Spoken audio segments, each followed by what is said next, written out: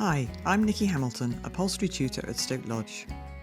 In this video, I'm going to show you how to make a basic box cushion using plain fabric, so there is no pattern matching, with a zip but no border or piping. It is made from one piece of fabric that is folded in half, sewn down two sides, and a zip in the third, as if you're making a scatter cushion. But then it is made three-dimensional by folding the corners the other way and sewing across the side seams. You'll see what I mean in a minute. Here's how to do it. Gather together all that you'll need for the task. Sewing machine with a zip foot and a strong thread, conventionally one that matches the background colour of your fabric, but that is not always possible. Pins, scissors, a zip and slider. I use continuous chain zip which can be cut to the exact length required. Tailor's chalk, a tape measure, a metre rule or something to draw a straight line with, and an iron. Now we need to work out the dimensions of your cover, so before we do that, let me explain a few principles about cushions. The main principle here is that we start with the cushion and make the cover fit. The actual cushion, I refer to it as the cushion inner, needs to be the same size as the space it sits in, front to back and side to side. However, it should be a little thicker or fatter than the border of the cover we're going to make, so that the cover is nice and tight on the cushion. Cushion inners vary, but are usually foam wrapped in polyester and stockinette. Stockinette looks a lot like tuber grip, but is made from synthetic fibre and is not tight, but expands to cover any size piece of foam.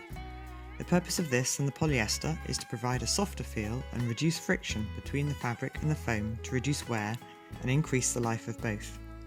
Other common options are polyester or feather-filled cushions, but these are not within the scope of this tutorial. You also need to know that the zip seam is at the back of the cushion, in the centre of the border. The other two seams run along the centre of each side of the cushion, so that the only edge with nothing going on is at the front.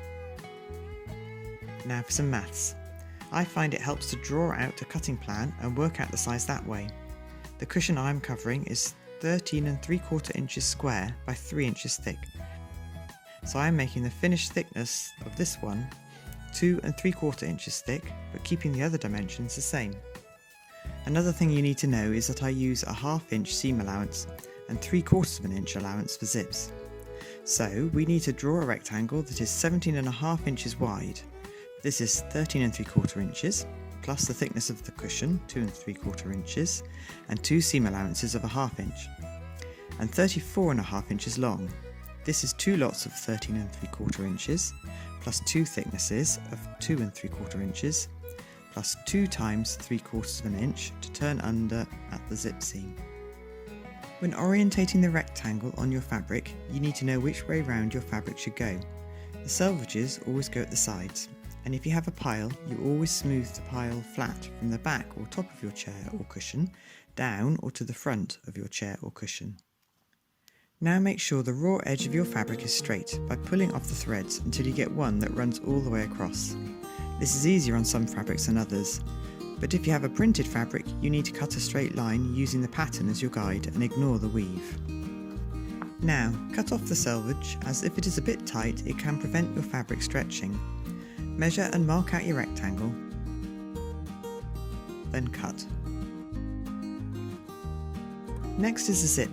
I usually just iron the 3/4 inch folds in place, but you can pin as well if that is easier. Cut your zip to length. In this case it needs to be 17.5 inches, but if you have one with a closed end, then the actual zip bit will need to be 13 3/4 inches. To put the slider on, peel apart the zip by about 1.5 inches. Then, with the rounded end of the slider towards the zip, slide one side of the zip to about halfway up the slider, then do the same with the other side of the zip. When you have them level, it is a case of wiggling the zip and slider to get the slider to slide onto the zip. When it finally does, slide it to the middle of the zip, leaving the ends of your zip closed. Now to the sewing machine. The machine I'm using here does not have a zip foot. I use a piping foot for almost everything, which does just as well. On this, I can't move my foot from one side of the zip to the other, which you can on a domestic machine. Doing that allows you to start from the same end of the zip each time. Starting at the same end each time means that the fabric on either side of the zip is pushed, ever so slightly, in the same direction, so that the fabric on each side of the zip stays level. My machine has a different solution to the problem. It has a walking foot to minimise the movement of fabric. So, position one folded end of your rectangle so that the fold comes halfway across the zip, with the edge of your fabric level with the end of your zip. Lower the needle into your work and then lower the foot. Doing it in that order helps to minimise slippage. Now sew a straight line about 1/4 inch away from the fold. When you get close to the slider, stop with the needle in the work, lift the foot up, move the slider to behind the foot and then put the foot down again.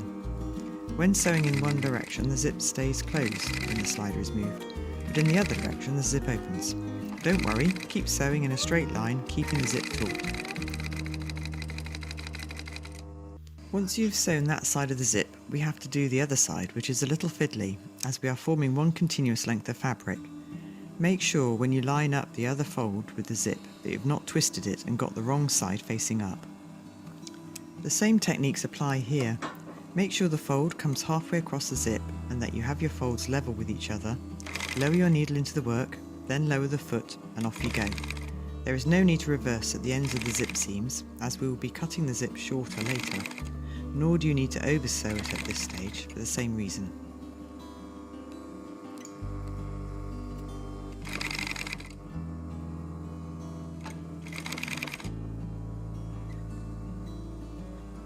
Now we need to fold the cushion cover out flat and inside out.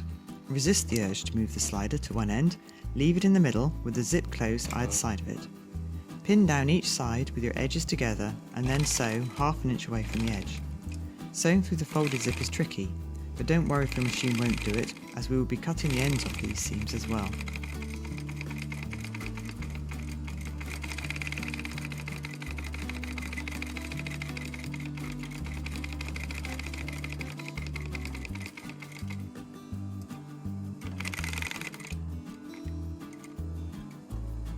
Once that is done, we're nearly there.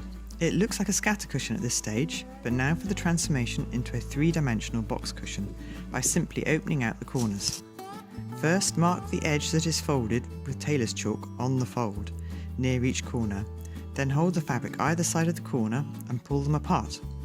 Flatten out the seam and poke a pin through the sewing line directly into the chalk line on the other side, and pin. You need the sewing and chalk line to be on top of each other, because this means that the seams will sit halfway up the sides of your box cushion. You now must measure and pin across a corner at the point that is 1 3/8 of an inch either side of the seam and chalk line, totaling 2 3/4 inches across the whole corner. The other thing to bear in mind is whether the weave of the fabric is in line with your pins. It should be. If it is not, try and repin it so that the fabric weave is straight on each side and the measurements are right. Do this for all corners, including the zip corners. Use the zip as your line on one side instead of the chalk line. Once you have pinned them all, we now need to sew them on the pin line.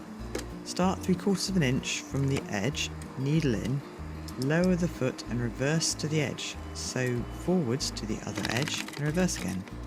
When you sew the corners with the zip, make sure you oversew the zip to reinforce it. The moment of truth. Before cutting off the ears, turn it the right way round to make sure you are happy with it and you don't need to resew any corners. But how do you open it up? Just pull the zip apart in front of the rounded end of the slider, put your hand in and move the slider. Once checked and you're happy with it, trim off the excess to leave a 1/2 inch seam allowance at each corner. So, to remind you, the pitfalls are: 1. Not calculating or measuring accurately. 2. Sewing a wobbly line of stitching either side of the zip. 3. Not getting the ends of the fabric level either side of the zip, which will mean 4. It will be very difficult to keep the weave of fabric straight when opening out the corners. 5. Not opening out the corners accurately so that the seams and zip don't sit halfway up the sides of the cushion and you don't get the right size border.